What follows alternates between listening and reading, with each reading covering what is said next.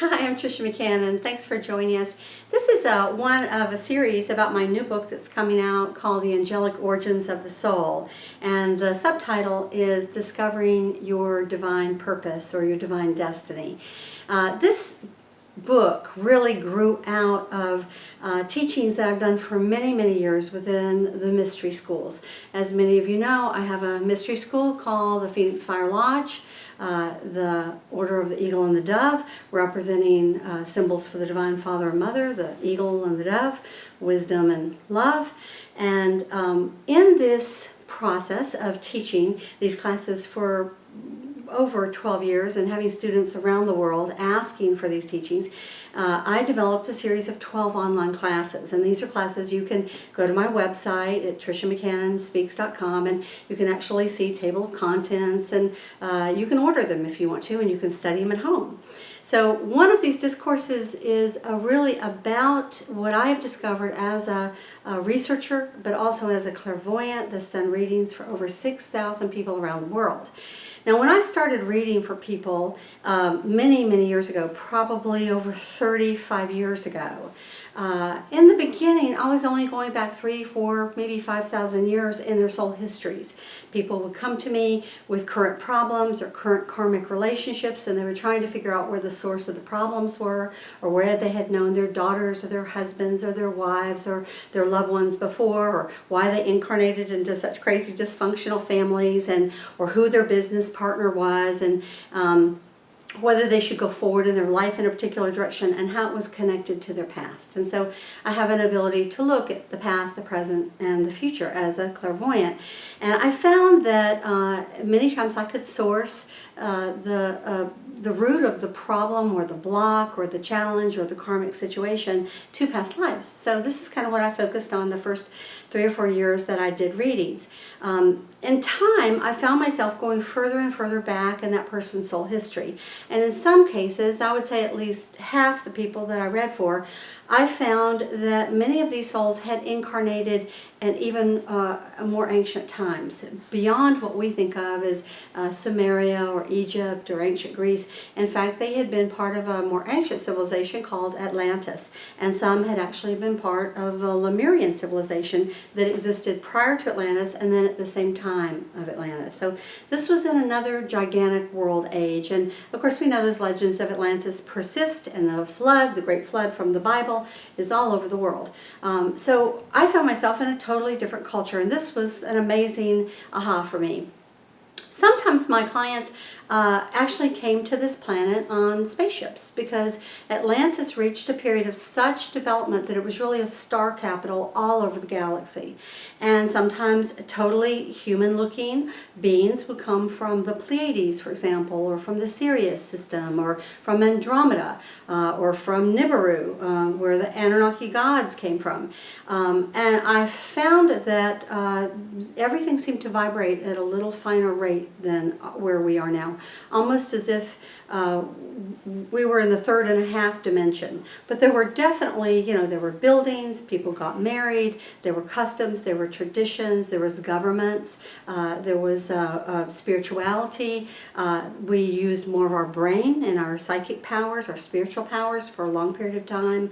But very similar to today, we wound up actually sliding into more and more use of technology, exploiting the earth, kind of like we're doing today, getting into genetic manipulations, which, when you start getting into GMOs like Monsanto, it's really bad news. I mean, they may make a lot of money, but basically everyone that ingests food that is not aligned with the natural organic world is actually not going to know how to process that, whether it's animals and we eat the animals, or whether it's us directly. So they were making a lot of the same mistakes that we were making. And just like we're doing fracking, which is really horrible because it's poisoning our water table and it's destabilizing the continent, they were doing something very similar. So here we are again as souls making the same mistakes, and hopefully we'll wake up in the middle of this and begin to change it.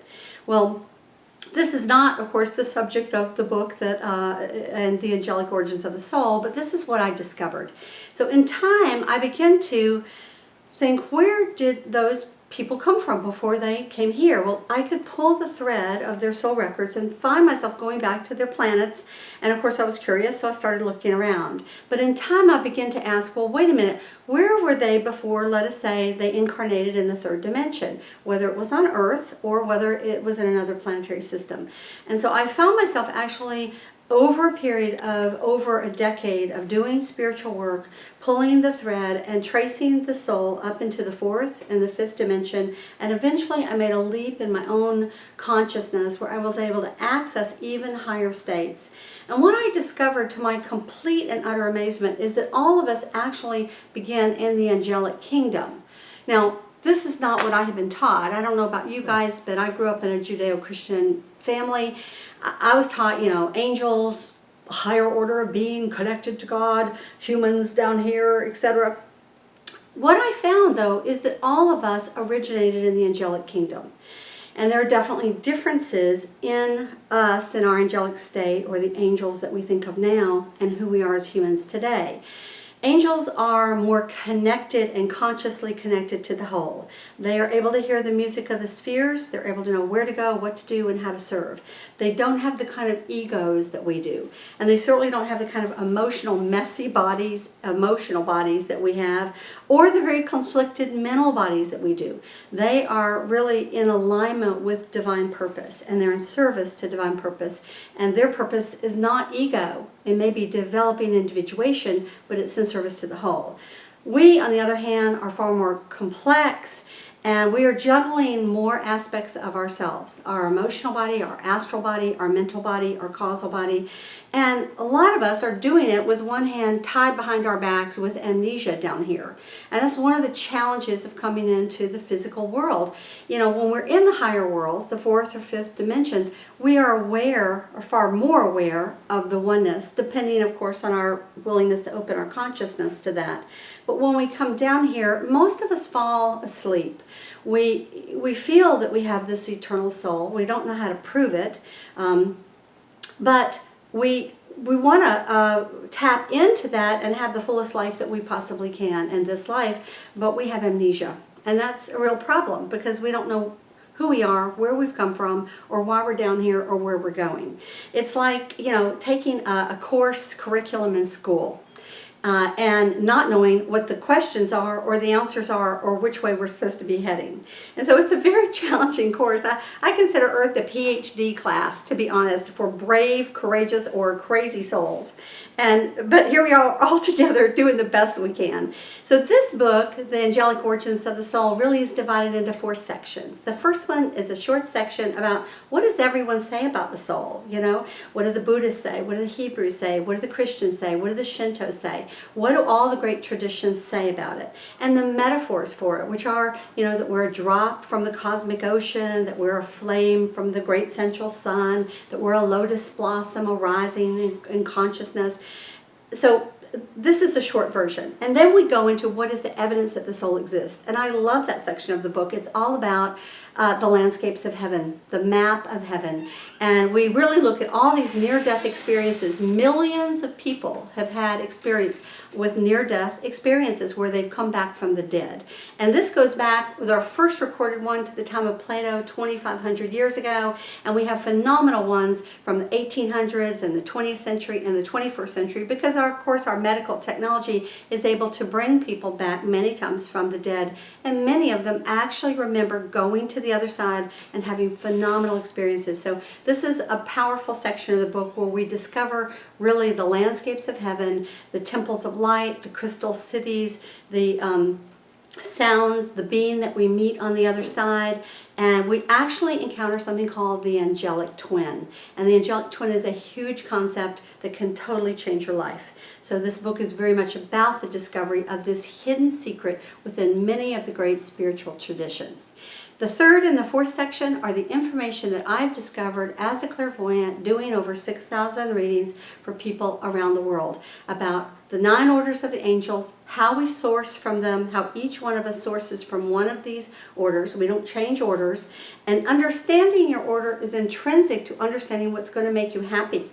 and how you can best express yourself in the world, whether it's creativity, or it's sacred geometry, or whether it's music, or whether it's art, or whether it's healing, or whether it's mathematics, or whether it's teaching. There are a million different ways that we can express ourselves, but understanding this about yourself is helpful. We also go through the 6 stages of soul evolution, from the beginner soul, the young soul, the intermediate, the advanced soul, the master soul, and finally the great bodhisattva souls that no longer really need to incarnate down here, but through their compassion for us, they do return from time to time.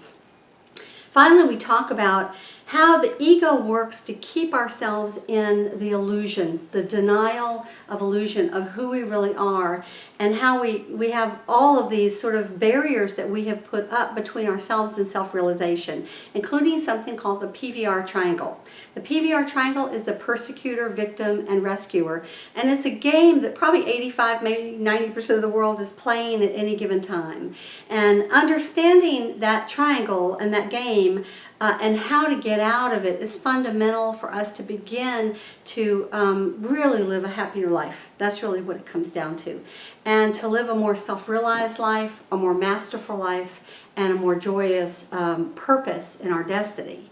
So this book, also I have some amazing charts about the course curriculum, what we've come here to learn, and evaluation tests that you actually can take for yourself, or your friends can take, or your loved ones, to sort of see where we are, because there's many lessons that we must learn, from patience to kindness, listening to communication, empathy to logic, dependence to interdependence to independence.